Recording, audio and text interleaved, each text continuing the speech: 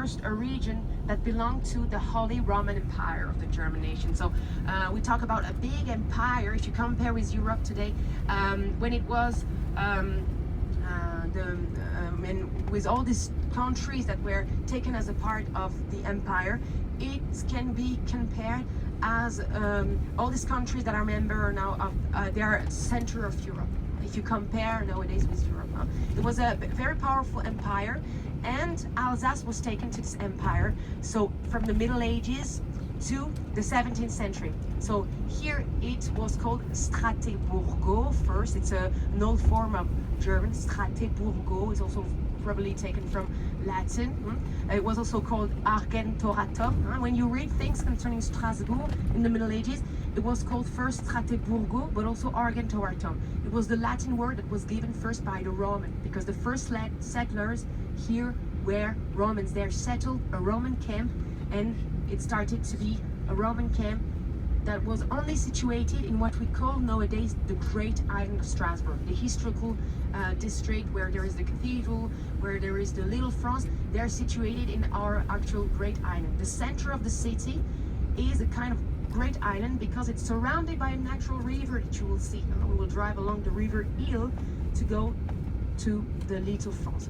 So Argentoratum or Strasbourg, it became after Strasbourg, and then it was German, so part of the empire of German dynasties, Austrian dynasties. You've heard about the Habsburgs. There were also the Hohenstaufens, very important dynasties that governed on this empire. Till the 17th century, Alsace belonged to this first this empire, and then it became French with Louis XIV after the 30 Years' War.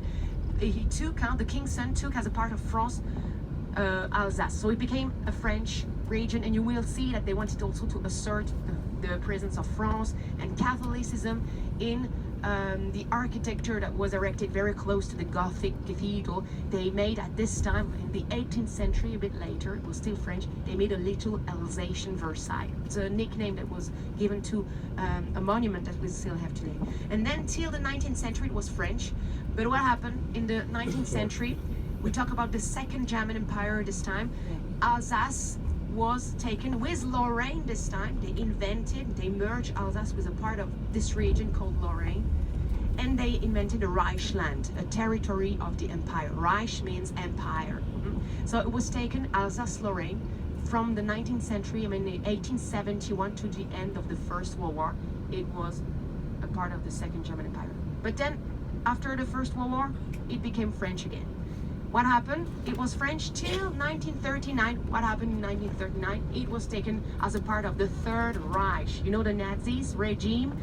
The Nazis entered in Strasbourg. They entered in 1939, and they took back Alsace-Lorraine because they wanted to create the Third Reich. That means the Third Empire.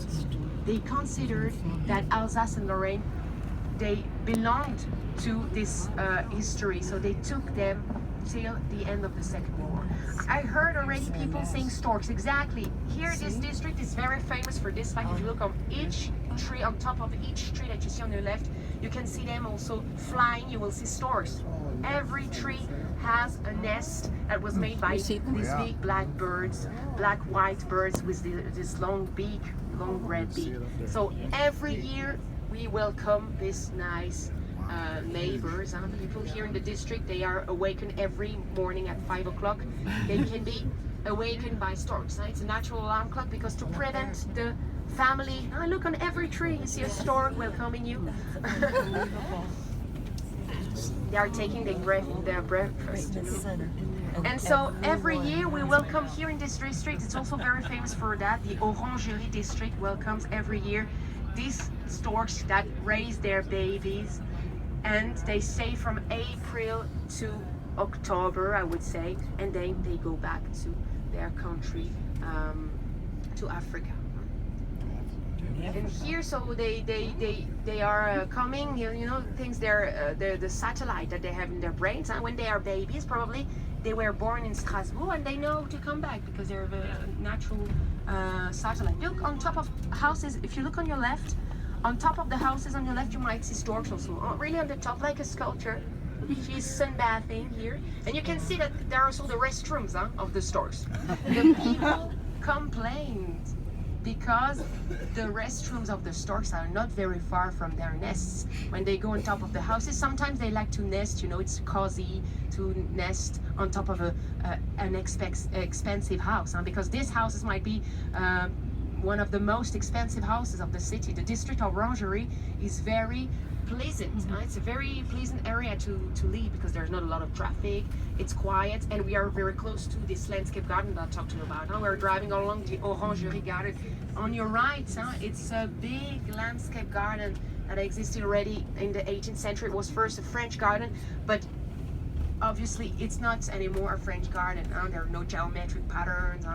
There are still, there are these paths that you can take. There are a lot of people coming here on such a sunny day. A lot of families that are living in Strasbourg, they come here to go to do their jogging or to come with their babies. There are playgrounds. There are even lakes, you know. On these lakes you can rent a little boat and spend half an hour on this lake with your friends. You drive your own boat, if I may say so. Maybe